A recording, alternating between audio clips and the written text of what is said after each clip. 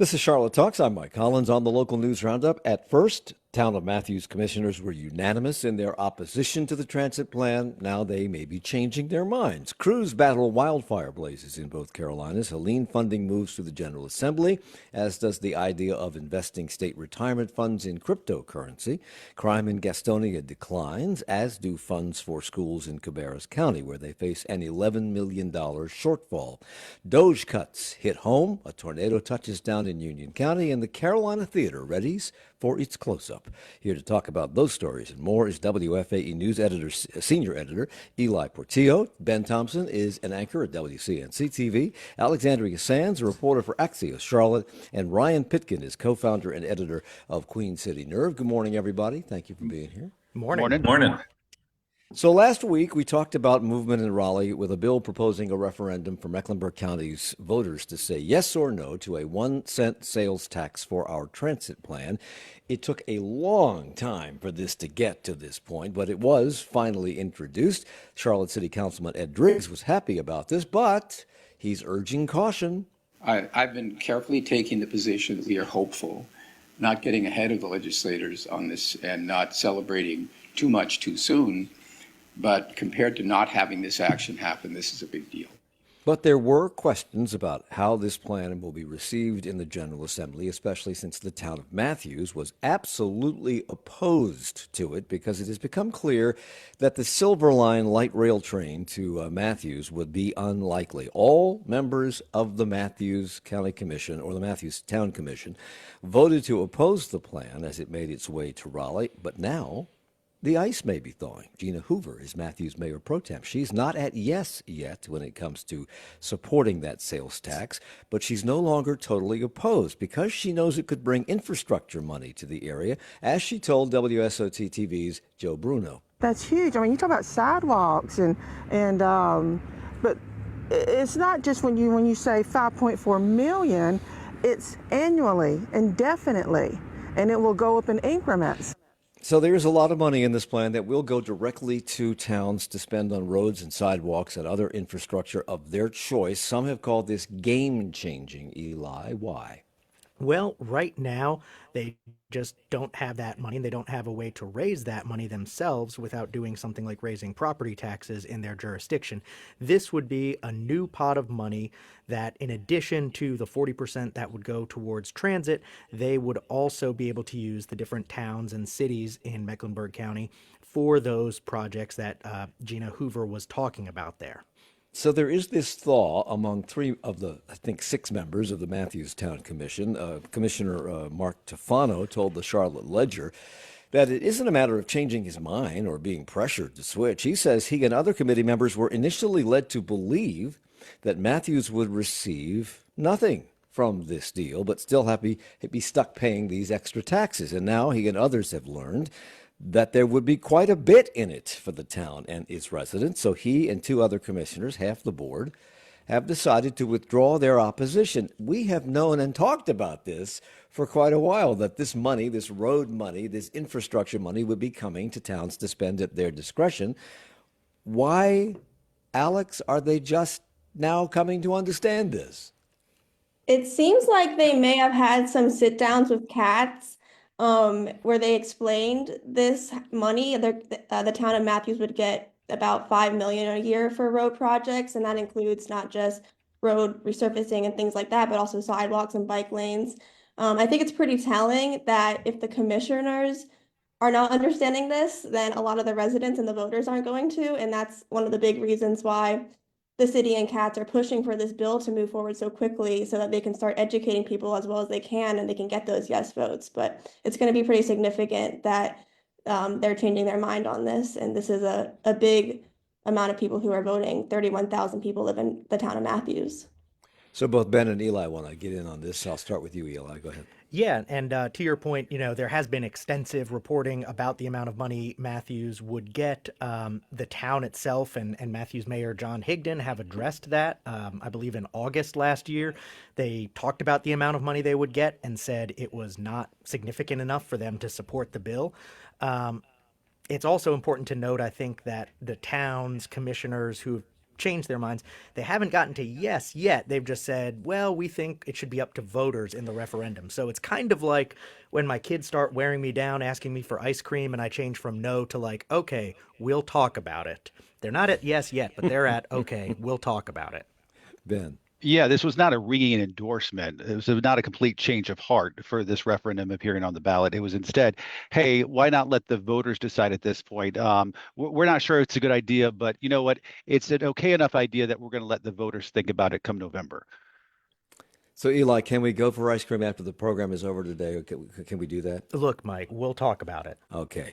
Mayor Higdon also stressed that neither he nor others are opposed to the plan or to transit in general. They just want they want the deal to be equitable, his word, and he's proposed a 1.4-cent tax increase, which he says would allow the entire Silver Line to be funded. He believes the town can still lobby legislators to save the Silver Line, especially because Representative Tricia Cotham, who represents Matthews, is expected to play a pivotal role in driving this bill through the General Assembly.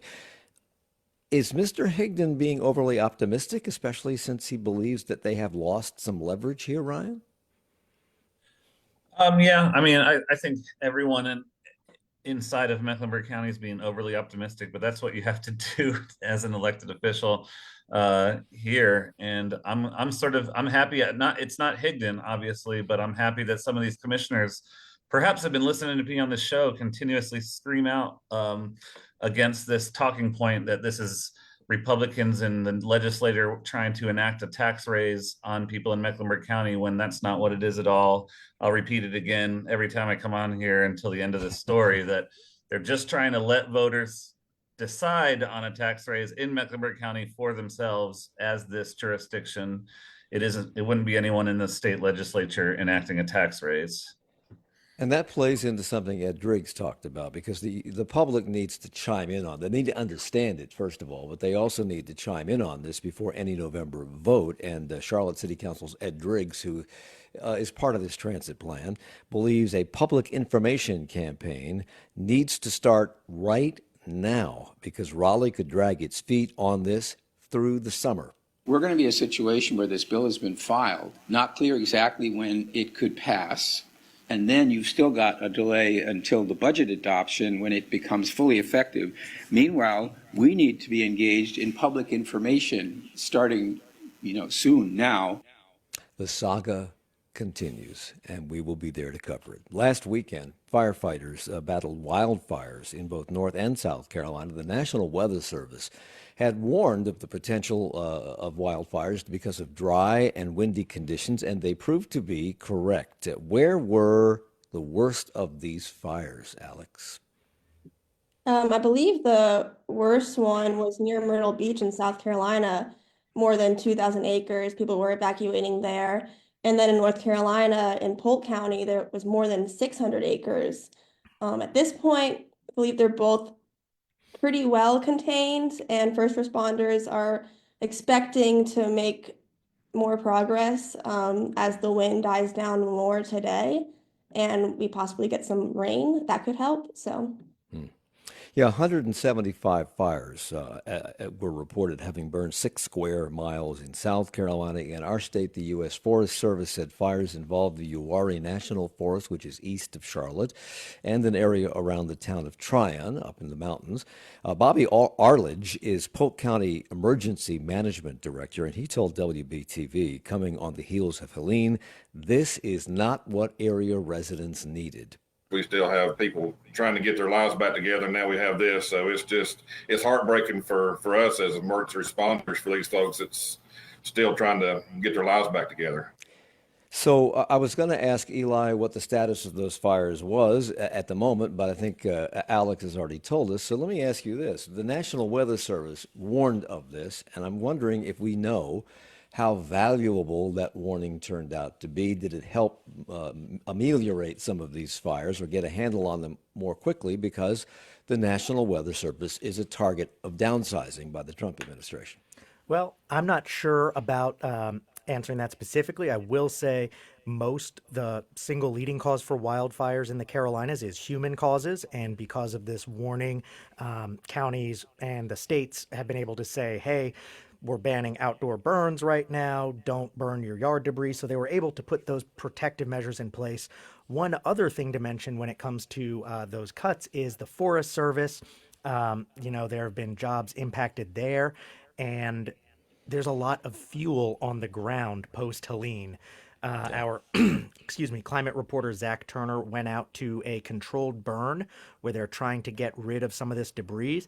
And it's important to remember millions of trees blew down in the Carolinas in Hurricane Helene. Those are all now drying out, turning into kindling tinder that is going to be present for years. So there's a big effort to try to get some of this debris out of the way before the next catastrophic wildfire. And who would be responsible for removing that kindling? So to speak? Sometimes if it's on Forest Service land, it would be public entities.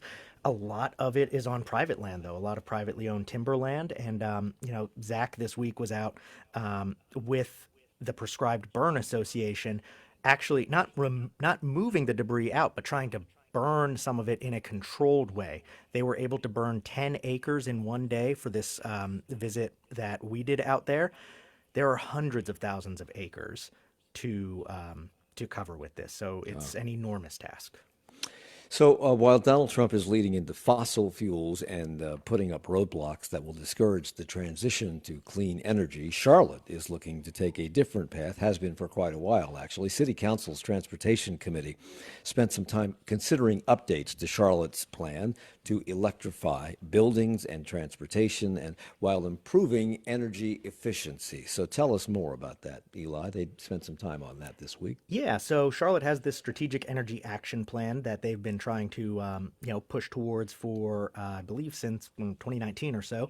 It calls for electrifying city buildings, having the city pay for more sources of renewable energy, green energy like solar farms. Charlotte is able to do things for the municipal buildings, the things that the city controls, like trash and recycling, that sort of stuff. They're not able, of course, to, mandate you or I go out and buy an electric car today. But basically, the city's trying to control what it can control. They're pushing for some more aggressive targets on some things like trying to get 600 megawatts of renewable energy by 2035. For some perspective, the city's most recent deal with Duke Energy to build a solar farm to help power municipal buildings, that's 35 megawatts. So, getting 600 megawatts of renewable energy would be obviously a lot more. And some of this will have a steep upfront cost, but would likely save money in the long run. And committee chair Ed Driggs, this is the Ed Driggs show this morning, he says, however, he asked them to assess the demand for some of these initiatives first. For instance, what is the extent of adoption of electric vehicles? How many of them are there actually? And let's not get too far out in front. Reminds me of my good friend and former colleague Braxton Winston, who was trying to eliminate drive-throughs while there were still a lot of cars out there wanting to use them. So the city's long been involved in these initiatives, and some of them would work toward that goal of improving air quality and things like that. Did Ed Driggs or anyone else at that meeting, and I have 15 seconds, talk about the intersection of climate and cleaner energy? Yes, mostly through getting clean energy on, but, Ed Driggs, again, was trying to say, don't get over our skis. Let's not overbuild right now. Did they reach a decision? 5 seconds. It's city council, so in future meetings. Of course. It's the local news roundup on 90.7 WFAE. We're continuing in a minute.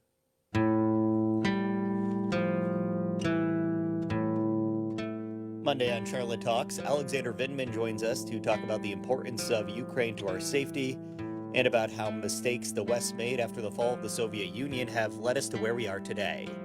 That's Monday at 9 on 90.7 WFAE.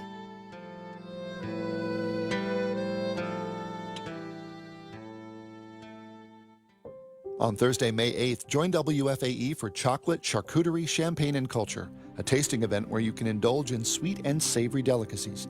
Choose between two seatings, 5 or 8 p.m. at the WFAE Center for Civic and Community Engagement on 7th Street in Uptown. We'll have a variety of vendors representing cultures from around the world. Go to WFAE.org/chocolate to get your early bird tickets now. Chocolate is proudly sponsored by Mazda of South Charlotte. Support comes from the Southern Environmental Law Center. SCLC is ready to take on the toughest challenges to protect North Carolina's air, water, land, wildlife, and the people who live here. Learn more at southernenvironment.org. And by Goodwill Industries, offering career training programs and job search services to help individuals gain skills and connect with hiring employers. More information about the program and how to hire a Goodwill graduate at goodwillsp.org.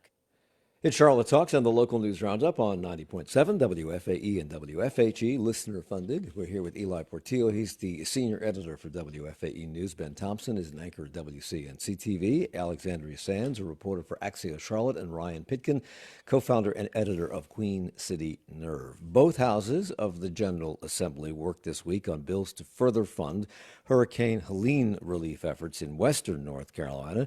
The Senate drew up a bill directing $533 million in additional funding to that effort. Republican Senator Kevin Corbin, who represents Cherokee, Clay, and Graham counties, acknowledged this is just one more step in funding these efforts, and more will be needed. This is the fourth round of funding, and there'll be more. And living in that area, those of us who are in the affected areas understand this is a long-term fix, long-term solution, long-term funding. So the Senate passed a bill that puts forth $533 million toward Hurricane Helene relief. The House bill would provide $500 million. The governor wants more than $1 billion in extra money. There is some urgency to this, obviously. Do they have a date in mind to get these passed and signed so the money can start flowing, Alex? The House is going to look at this bill again next week just because the Senate had made some changes on it, and then it'll go to the governor's desk.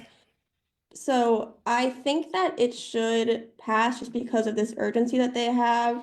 It's an extra $33 million, and there are some changes.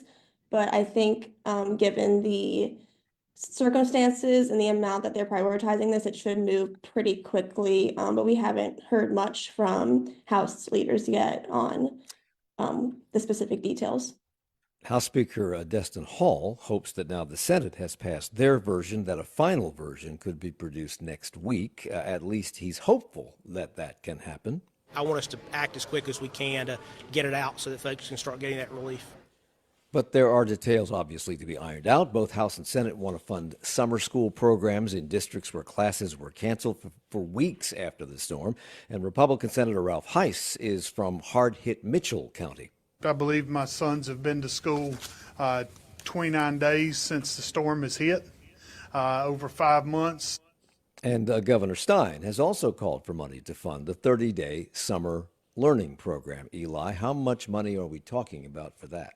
I believe it's $4.5 million in the Senate bill, so it's a relatively small percentage of that overall bill. You know, the biggest chunks are hundreds of millions of dollars for things like housing and replacing crop losses for farmers, also for replacing private roads and bridges. The Senate and House will come to their reconciliation on this, and Governor Stein said this week that, you know, basically half of something is better than zero of everything, but that it's just a first step. Remember, Governor Stein's also asked the federal government for another $19 billion, so there's a lot more money that is required than this $500 million, no matter what. Yeah, and as you said, this money is earmarked for things like rebuilding and rebuilding roads and homes and private bridges. You mentioned the money going to farmers, and Democratic State Senator Julie Mayfield is disappointed that there's not a lot of money in this package for small businesses. There is not, in my mind, a sufficient distinction between farmers and who are businesses to help them recover from their losses, and we're not doing the same for the hundreds of businesses in Western North Carolina who have suffered tremendous losses as well. It does seem odd that a Republican-controlled legislature would ignore small businesses. Is this just an oversight and one that her comment might spark a response to? Well, I'm not sure of the details behind why farmers specifically are included here. I will say there have been, other small business aid programs, a lot of them touted by the governor, so they have had some assistance.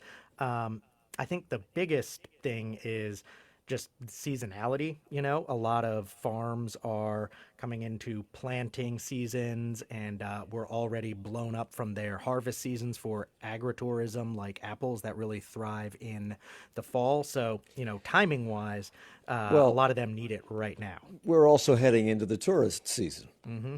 So it would seem that a lot of these businesses who survive on tourism in the mountains particularly might be needing an infusion of cash too. Okay. And, there's still state park and federal closures too. So a lot of those draws are closed. It's going to be an interesting summer. Another idea being bounced around in the General Assembly is adding Bitcoin or other cryptocurrencies to the state investment portfolio. A bill to do just that was moving through the House this week. Ryan, what does the Digital Assets Investment Act, DAIA, I'm not sure there's an acronym that's worth talking about. What does it propose? Right. So this is one of those that a lot of the headlines I saw around the state at first would have you believe, oh, this might be the stupidest thing I've ever heard. And then once you read into it, it's just ill-advised is all. Either way.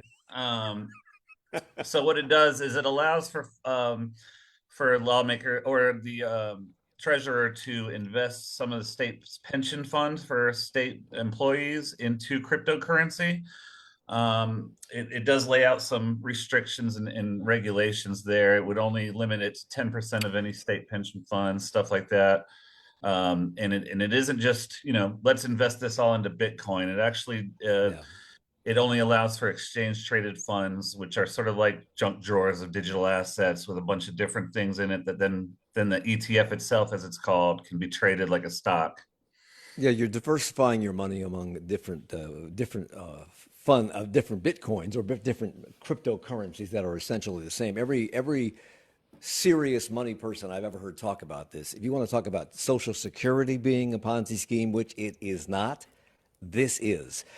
This is the first bill sponsored by new Republican House Speaker Destin Hall, who says this legislation would make the state a leader in technological innovation because cryptocurrency investments have, quote, the potential to generate positive yields for our state investment fund. Of course, other monetary experts will say that there's an extreme downside to this. Including Flint Benson, who is with the the State Employees Association of North Carolina. Bitcoin has been a roller coaster at best, and state employees and retirees do not like the conversation about investing in this high volatile currency. So this puts money into crypto, 10% of the retirement fund, into ETFs that invest in cryptocurrencies. The bill's co-sponsor, Steve Ross, a Republican from Alamance, says, quote, we have to do something because we continue to lose money in the pension plan. We're just not meeting our goal, and so we want to give the state treasurer every tool available. Has Bitcoin or other cryptocurrencies demonstrated an upside that beats the downside, Ryan? Well, it's hugely volatile. There was a huge crash just a couple of years ago that drew down almost all cryptocurrency by nearly 80%. I think people have a different light on it now that Donald Trump is trying to spend federal tax money and dump it into a bunch of different crypto well, no, areas. That's not true. According to the Trump administration, they're not using tax money to start up this this electronic this digital currency fund that they're trying to establish. They're using money that has been confiscated from criminals because crypto is a haven for criminality. So they're using money from one to the next. One pocket to the other. But basically, that's where the idea that there'll be more stability comes from, is that there'll be money pouring into it from a federal level. But that's at the same time, you're thinking of the same president who launched his presidency by launching a meme coin that meant nothing. It doesn't scream stability coming from that administration, I don't think. Well, the other aspect of this is if Washington, D.C., if the federal government puts its seal of approval on crypto, the value of that currency will rise, at least in the short term. So it may look good today, but maybe not tomorrow. Right. But this, just to be I clear, think that's the just to be key. clear, to be clear on this, this has bipartisan support in Raleigh, this idea, including from Josh Stein, who is supportive of this bill. Eli. I just wanted to point out, I think it's important to note that even though there's bipartisan support and there's kind of, a nice aura of like, ooh, it's innovative, politicians love innovation, I think cryptocurrency has become kind of right-wing coded in the past few years. I mean, it was a big priority for Trump's campaign. He got a ton of crypto support. He has a crypto company. Donald Trump is associated with meme coins now. And Sam Bankman-Fried, the disgraced crypto king, was just on Tucker Carlson's show from prison yesterday, I believe, and said he's now a Republican. And so Sam Bankman-Fried's trying to reinvent himself as a right-wing guy. So cryptocurrencies kind of a cause celeb on the right, and I think that's important for why it's gotten top billing in the new Republican House so far this session. Yes, and Donald Trump has made $56 million just by issuing that coin, and that's a kind of a moderate estimate of what he may have made personally from this. Are you going to launch the Mike coin? No. Meanwhile, the House voted Wednesday to, I'm not smart enough, or I'm not even going to go there. Meanwhile, the House voted Wednesday to move about 100 jobs away from state agencies that are overseen by Governor Stein's administration. Ben, what positions are they talking about here? Yeah, they're talking about positions within public safety, information technology, DMV. Move those positions over to the State Highway Patrol. That's the sort of the crux of it.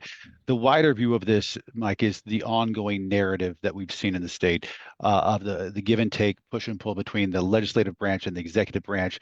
The legislative branch taking more and more power away from the executive branch. We saw it just a few months ago with the elections board. We're seeing it with this. In this case, it's 100 jobs. Republicans say that this is just correcting some budget errors from a few months ago. Democrats argue, no, it's a lot more than that. It's a worse time to do something like that when you're talking about public safety jobs because it's going to slow down response to emergencies. And that's exactly what Eric Iger says. He's a Democrat who represents Buncombe County in the General Assembly. He notes that some of the staff proposed to be taken away work in the Department of Public Safety, and in the shadow of Hurricane Helene, now is not the time for this to happen. Eliminating these core staff will functionally slow down emergency preparedness and response to include communication with the public and paying bills for recovery in Western North Carolina. These activities will likely grind to a halt for some period of time. Like what's happening with DOGE, the Department of Government Efficiency in Washington, the state is launching its own DOGE effort. Is the elimination of 100 jobs part of that effort, really, or is it more what you talked about, Ben, an effort to take more things away from the executive branch and the control of the governor? I think this is separate. I think this is part of an ongoing effort to sort of reshuffle the government structure here in North Carolina.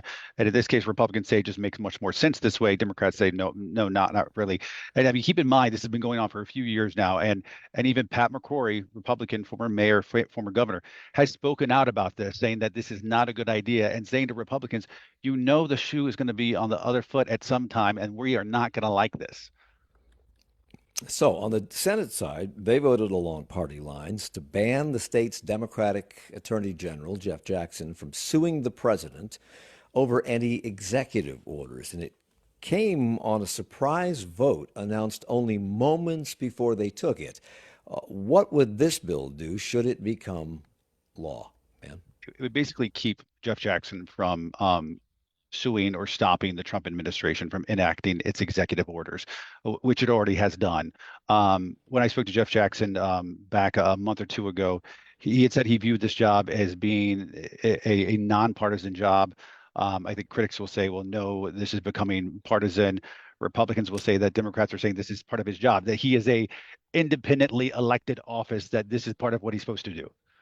So it is the Attorney General's job to sue when he or she believes that something is either illegal or unconstitutional or both. Jackson has already, as you pointed out, joined several other attorneys general around the country in suing the White House over executive orders, and in a few cases they have won. So would this law itself be unconstitutional?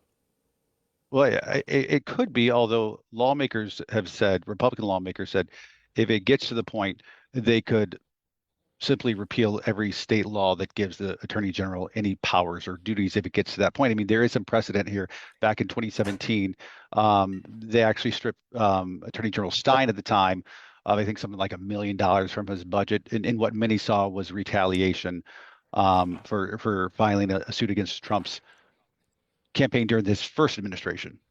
So we're talking about yet another potential constitutional crisis here. There's one going on in Washington, probably several going on in Washington, but this could be happening here because, as you mentioned, they could strip him of his powers. Democratic Senator Julie Mayfield asked what the legislature would do if Jackson simply ignored them and kept doing what he thought was necessary to represent the best interests of the state, which is his job.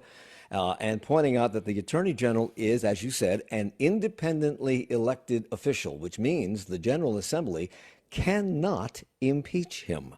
To which Republican Tim Moffitt replied, the legislature could simply repeal every state law giving the Attorney General any powers or duties, making him, in his words, a feckless, empty shell who has no ability to do anything. Some people would say that this is yet another example of the Republican power grab. What we are witnessing all over the country at all levels of our governments and ultimately weakens our democracy. Are they right? Well, keep in mind, they already, just a few months ago before he took office, in between November and taking office, they already banned Jackson from arguing in court anything that the legislature does is unconstitutional. And even the broader view of this, I think if you're not familiar with North Carolina politics, it's important to know that the AG job, which has been Democrat for 140 years, is widely seen as a stepping stone and has been in recent history for Democrats. And I think that's important context to sort of understand why this is such an important position right now. What we have all long taken for granted in this country is that our democracy is a strong structure built on the United States Constitution and, in this state, the North Carolina Constitution, and it's all based on separation of powers and checks and balances. And what they're doing is chipping away at all of that. Does the public have any recourse in North Carolina other than Election Day? Well, if you look at the congressional meetings that they've been having with the public back in their districts at the federal level, you can certainly give them a piece of your mind in some of those meetings that they have. Again, this is the federal level, and they've stopped having them because they were so unpopular, at least for the time being. That's the big thing. Yeah. Okay, when we come back, we'll talk about a rise in overdose deaths in some communities, crime being down in Gastonia. That's good news. And some more things that happened over this last week as the weekly news roundup continues on Charlotte Talks.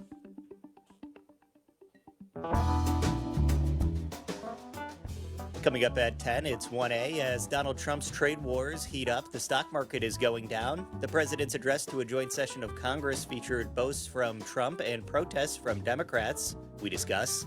And Doge says it's found tens of billions of dollars in savings, but watchdogs and analysts continue to find errors posted in receipts.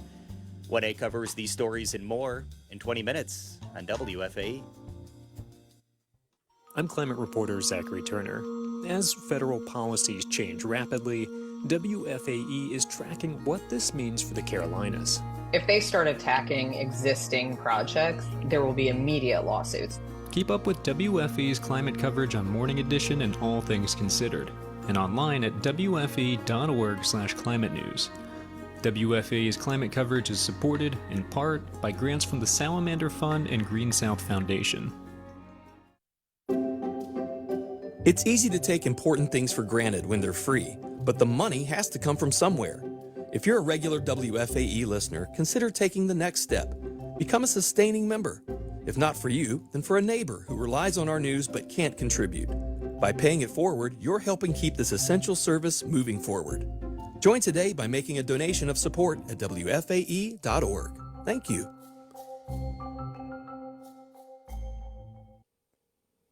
It's Charlotte Talks and the local news roundup on listener-funded 90.7 WFAE and WFAE.org. Ely Portillo is with us. He's WFAE News senior editor.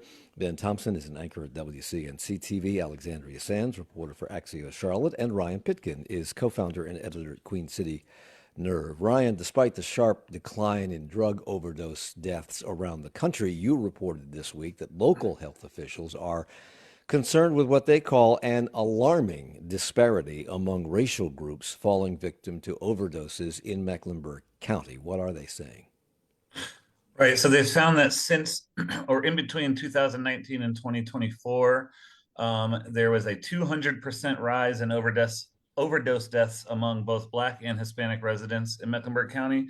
That comes during a 5-year span when the number of overdose deaths among white residents rose only 14%. So it's sort of an exponential disparity there that is very alarming, both to health officials and grassroots folks that are on the grounds in both of these communities. Do they have a theory as to why? It's anecdotal. I don't want to, I mean, the larger thing is that this is sort of a microcosm of larger issues within healthcare, criminal justice system, things like that more harshly affect Black and Hispanic communities. There's also more anecdotal stuff where I spoke to some folks in the Queen City Harm Reduction who have seen just sort of in the Hispanic community, less trust with health officials, government, or folks in these organizations, less awareness about fentanyl, which is sort of being mixed with street drugs, whether uppers, downers, what have you. And there's just sort of less awareness and connection with the folks who are doing the preventative work. So a lot of these overdose deaths are unintentional. In other words, people are taking street drugs that are laced with fentanyl. They don't know that they are laced with fentanyl, which is why the Mecklenburg County medical examiner has said in the past that you should not be taking street drugs. And those comments are echoed by people across the country because you don't know what's in them, and fentanyl can kill you just like that. This medical examiner also said that some of these deaths could have been prevented by administering naloxone. Are these drugs being taken recreationally primarily, or are they being taken because people do not have access to health care, they have legitimate pain issues, and they're trying to self-medicate? Oftentimes it can start with one and move on to the addiction. It can start with back pain, something like that, something as easy as surgery, recovery, something like that, and you're prescribed opioids, and it becomes addictive from there. And then fentanyl comes involved once you're getting it from a black market. Right. Alex, did you want to jump in there too? I think Ryan covered it well, but yeah, I think it's a mix of both. The Mecklenburg County is definitely stressing that you should not be sharing prescription pills, and that can be a problem if people are avoiding going to the doctor because of their health care costs or concerns about that. So, Alex, you have some good news from Gastonia. Crime there was down 6% in 2024. To what, given our crime problem right across the river, to what are they attributing this decrease in crime there? The police chief is crediting the strength of the department, says that they are strengthening their community outreach. They've increased patrols. They're working more with organizations. So that's what they credit to that drop in crime. Yeah, they say that crime against people is down by 8.2%, while property crime remains steady. What are crimes against people? I guess murder would be one, assault would be another, rape and robbery. Is that what they're talking about? Murder, aggravated assault, rape, robbery. They also track drug-related offenses, and they saw that those decreased at nearly 18%, and that includes public order violations as well. So good news in Gaston County, not so good news in Cabarrus County. Eli, Cabarrus County schools are working to close a multi-million-dollar budget deficit before the end of the school year. Chief Financial Officer Philip Penn told the Observer that he became aware of this in late December while forecasting the year's expenses. Their deficit is $11 million. Why? Well, it's a lot of the same reasons we've seen budgets increase in Charlotte Mecklenburg schools, in Mecklenburg and the city. It's inflation in wages, in school supplies, in building supply. It's everything going up. So I think there's not really one main cost. The other is that they're growing. Their population is growing. So the number of students they serve is growing. And, they're, I think, not in a catastrophic situation, but there could be some impacts that people see in the classroom. Meanwhile, Union County schools have a different problem. A 15-year-old girl was arrested this week for making threats, Ben, against the schools there. And this came in the form of text messages or a text message to multiple schools. What did she allegedly threaten? Well, the teen told investigators that she made these threats bluntly just to avoid having to go to school on Wednesday, which is what it came down to. And it wasn't just Cuthbertson High School; it was actually several other schools there in western part of Union County that all came down to this 15-year-old just didn't want to go to school that day. And she made these threats, as you say, to multiple schools. How did they trace the texts to her? I think there were a variety of very similar messages that went to some of those other schools I mentioned, and done in the same way, in the same style, in the same vernacular, that they were able to connect all of those back to her. And were there not also copycat messages being sent out kind of simultaneously, or at least after her message went out? There were. That was part of the concern, is trying to just figure out if this is one person acting or multiple. Well, be aware, be warned. Lieutenant James May with the Union County Sheriff's Office told WSOC TV that police always take these threats seriously. We are begging parents to sit down with their students and explain the seriousness of this type of offense to them, because this is not a joke, and we're going to have a zero tolerance policy.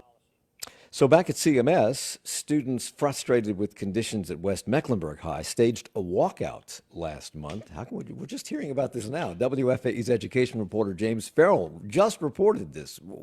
Why is it just now coming to light, Eli? Well, there was some reporting by other outlets the day it happened. James went back and did a longer feature story about the conditions and what is behind it. Yeah, why were they protesting? So the students there are saying West Mecklenburg is one of the oldest schools in Mecklenburg County. It's not the oldest building, but it's from 1951, so it's certainly getting up there in age. And they say that there are persistent problems with cleanliness, with water damage, with the bathrooms not being cleaned, not having locking doors, with roaches, kind of bad old building problems, and they want the school and the county to invest in fixing that and bringing it up to the standards that we see in newer school buildings. Here's how one 10th grader, Chernell Gill, described the conditions to WFAE. There's roaches everywhere, there's moldy floors, there's tiles that are broken, and there's like water damage. Like many times at the school year, like toilets get flooded, hallways get flooded, and it's just not a sanitary environment. This was a peaceful protest, and West Charlotte Principal Casimir Bundrick thanked West the Mecklenburg, students. Yep.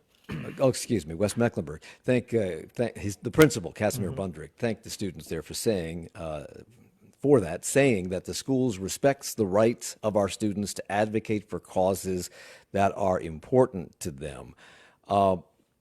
If these accusations are true, and apparently they are, how was this facility allowed to fall into this condition? Well, it's I think a lot of it just comes with age. You've got a building that is 70 plus years old, and CMS has invested in some refreshes. I think in 2017 they got bond money for a new gym. But when you've got a building that's from 1951 that sees thousands of students a year, I think that's just kind of a natural thing unless you invest a lot in it. At the same time, one thing that students told us, they pointed out that West Mecklenburg is about 90% Black and Hispanic, almost all free lunch, eligible, low income. many of the newer schools that they are comparing it to, they pointed to, schools that are in wealthier, whiter areas of Charlotte, Mecklenburg that have, don't have these facility issues. So they perceive it as a real imbalance based on that as well. And they connect it to the neglect of the West Side, which is something we've talked about numerous times, and that's something the city has tried to address over the course of years. Do they have a point? Is this being neglected because of where it is and who attends? Well, I can't get into the minds of the administrators and the people who oversee that, but I think, if you just look around at where the newer schools are and where the older schools are, yeah, you can kind of see there's a lot of that crescent and wedge dynamic that we've talked about so much on this show at play there. So several area school systems had a remote day of learning this week because of severe weather, which heavy rains and strong winds were predicted to be headed our way on Wednesday. And most of that weather did come through, but it came through earlier than most of the school day. It turned out to be a lovely day on Wednesday after it all went through, but at least one tornado touched down, an EF1 in Union County. The damage to structures is everything from cosmetic damage, meaning some vinyl siding, some trim off, some shingles off, to the most significant we saw was a residence under construction that was framed with some roofing material on there that suffered some structural damage. That's Andrew Ansley, the Union County Emergency Management Director, who said this tornado impacted about a 2-mile radius. Was most of the damage minor and confined to structures? There was nobody hurt by any of this, correct, Ben? Yeah, there was nobody hurt in any of this. And you said it, like small structures, power lines. We spoke to folks on there that worked at a nursery that had some damage to one of their roofs, but the important thing was no injuries. But we did speak to parents who were not happy about this because you have a lot of those power lines down a few hundred feet from Porter Ridge. Far be it for me to second guess school officials. I don't want that job. But you have some parents who complain CMS was not in school. And then you had just a few miles southeast of us, parents complaining that the schools there in Union County were in school. Yeah, I mean, that's the ironic part is the districts that canceled had no problems, and the one that didn't gets a tornado right near a school. So, and again, an EF1 tornado has wind speeds of 86 to 110 miles per hour, which are higher than what we experienced when Hurricane Hugo came through here in the 1980s. Ben, WCNC reported this week that the head of the Mecklenburg County Democratic Party is coming under fire for money he authorized to be spent on an election night party for 1,200 people at the Revelry in Camp North End. What was the price tag for that? $106,000. So this was a presidential election year, and though the results were disappointing nationally for Democrats, she could have won. Harris could have won. She only lost by a little over a percentage point. Is that an unusual amount of money to spend on what could have been a very happy victory night party? Considering the amount of focus that were on Mecklenburg County Democrats in the last 4 years, I mean, NBC Nightly News with Lester Holt even did pieces with them this past year about how they were staffing up and they had more resources and they were doing more because in 2000 with Joe Biden, Mecklenburg County, the Democrats did not turn out like they were expected, and they were largely blamed, among other Democrats in the state, for their lack of turnout. So they're like, they're not going to make that mistake again. And come 2024, they staffed up, they spent money, they had this big victory party, and still the turnout among Democrats in Mecklenburg County was even less than it was 4 years before that. So I think that honestly is a lot of the frustration you're hearing. Yeah, Drew Cromer, the local head of the Democratic Party, told WCNC that if they could do it all over again, they would do things differently. He called it a disappointing night, and he has been hearing from constituents. I want this to be a big tent party that everyone can be involved in. I welcome the criticism, but they should come talk to me about their criticism. I want to hear it. I want to work through it. Is he talking just about the party or about complaints about how the local party dealt with conducting this election? Both. And there are people that we spoke to within the Black and brown communities who are frustrated and annoyed and upset, and they have moved beyond trying to sort of make good with him, and they're ready to move on in a different direction. And one of those people is East Charlotte Precinct Chair S.Y. Mason Watson, who told your station the feeling of disrespect in the Black community is palpable. It makes people second guess whether they need to be involved in the process at all. And that is the true devastating effect. How has the party been disrespecting Black people, in her opinion? Well, it doesn't even matter how, as much as it is that somebody feels this way, because voter data shows the majority of registered Democrats in Mecklenburg County are voters of color. And so if you as a party are not catering to that and making people feel that way, then that's not going to be good news if you're wanting to increase voter turnout when your biggest demographic feels that way. The Carolina Theater opened in 1927. It closed in 1978. That means it's been closed for almost half of its life. But in 2013, the Foundation for the Carolinas bought that building from the city for $1. And at one point during the renovation, someone said they might have paid too much. We bring this up because the theater is about to reopen in a more than fully restored form. It's positively breathtaking, but getting to that point was a major challenge. The foundation's president and CEO, Kathy Besant, joined us on stage at the theater for Charlotte Talks, which you will hear later during opening week later this month. This is a $90 million project that was plagued with problems along the way. So I asked Kathy a key question. So was there any point in time where any of you just looked at each other and said, is this really worth it? I'm not certain we ever said, is this really worth it? I think we said, is this impossible? Have we hit a point where execution of the vision isn't possible? And every time, you can see from the spirit of the people you're talking to and the spirit of the people, the hundreds of people who've worked on this, every time the answer to that was, this is possible, and we're going to go for it. The theater will open on March the 24th. That's a Monday. The Charlotte Symphony will take the stage, returning to the place where it all started for them on March 28th in a concert with Renee Fleming, and you will hear our conversation and take a radio tour of this fabulous new theater. I mean, it's amazing. On March 27th on Charlotte Talks.